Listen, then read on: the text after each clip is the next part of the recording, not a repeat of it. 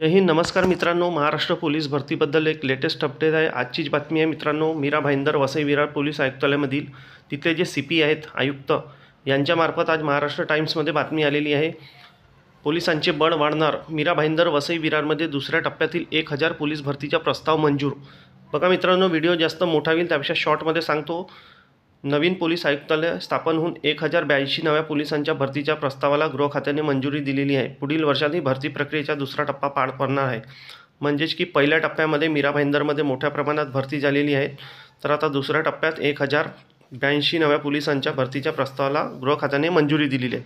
बघा, यांच्या स्टेटमेंट आहे. पोलीस आयुक्तालयाच्या स्थापनेपासून नवीन पोलीस ठाण्यांची निर्मिती करण्यात आली आहे. त्यासाठी पोलिसांची मदत होणार आहे. विविध विभागांची स्थापना करणार आहोत. मनुष्यबळाअभावी हे विभाग स्थापन करण्यात अडचणी होती, ती अडचणी लवकरच दूर होणार आहे. पहिल्या टप्प्यात 945 पोलिसांची भरती. 2023मध्ये 945 पदांसाठी पोलीस भरती प्रक्रिया राबविण्यात आली होती. त्यात पोलीस शिपाई आणि चालक पदांचा समावेश होता. राज्यभरातून 49,479 उमेदवारांनी यासाठी शारीरिक परीक्षा दिली होती. तब्बल 2 महिने ही भरती प्रक्रिया सुरू होती.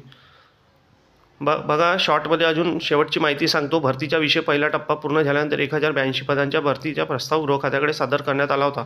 विधानसभा निवडणुकीत संपल्यानंतर त्याला मान्यता मिळाली आहे. पुढील वर्षी दुसऱ्या भरती प्रक्रियेस सुरुवात केली जाणार आहे, अशी माहिती पोलीस आयुक्तालय मधुकर पांडे यांनी दिली आहे. बघा मित्रांनो, इथे यांचं स्टेटमेंट काय की मनुष्यबळाअभावी हे विभाग स्थापन करण्यात अडचण आहे. कसं असते, कोणत्याही पोलीस आयुक्तालयामध्ये वेगवेगळे पथक असतात.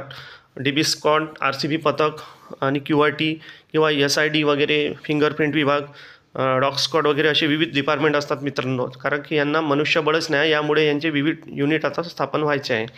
तर अशा प्रकारची बातमी आहे मित्रांनो की 1082 नवीन पोलिसांची भरती मीरा भाईंदरमध्ये होणार आहे. आता बघायचे हे आहे की 7000ची जी भरतीला मंजुरी मिळणार होती आणि इथे म्हटलेलं आहे की मंजुरी मिळाली यांच्या 1082 पदाला. तर असं वाटते की आता येणारी भरती नक्कीच मोठी होऊ शकते.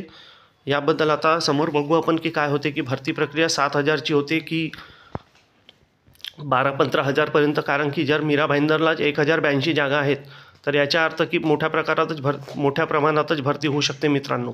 तर चला, व्हिडिओ आवडला असेल तर लाईक करा, चॅनलला शेअर करा, सबस्क्राईब करा, व्हिडिओला शेअर करा. परत काही अपडेट असली तर तुम्हाला कळवल्या जाईल. धन्यवाद. जय हिंद.